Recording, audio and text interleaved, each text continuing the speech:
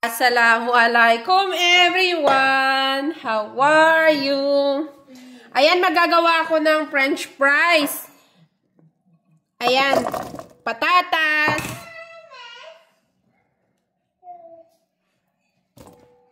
Ayan, siguro tong patatas na to, more or less, 20 piraso.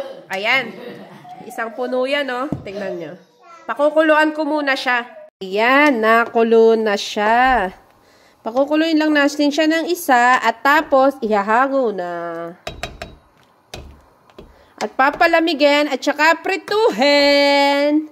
Meron na tayong homemade French fries. Oh. Ayan, no?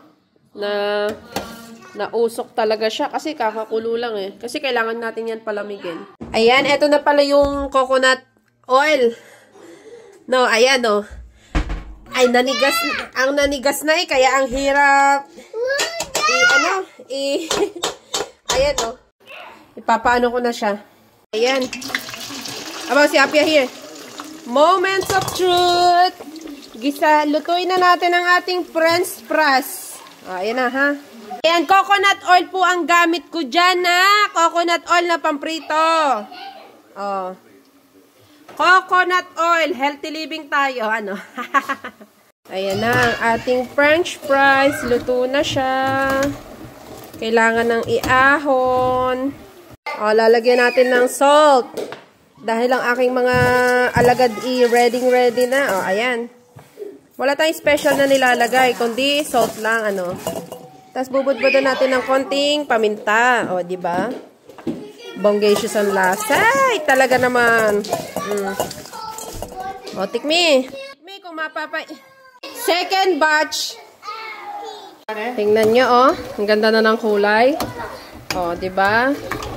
O, kahit hindi lang naman ito madaling gawin kasi mahirap nga to kasi ang dami man itong proseso. Balatan mo, hiwain mo, pakuluan mo, palamigin mo, tsaka nga yung prituhin. Tapos mabilis lang naubos, ano, diba? O, ayan. Crunchy.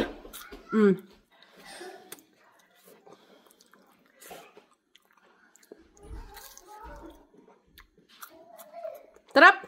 Tingnan nyo, oh, sarap na sarap ang mga bata. Hi. Break. Hi. Hi. Ito na ang third batch. Oh. Hanggang dito na lang. Yun lang. Assalamualaikum. Jazakallahu khairan.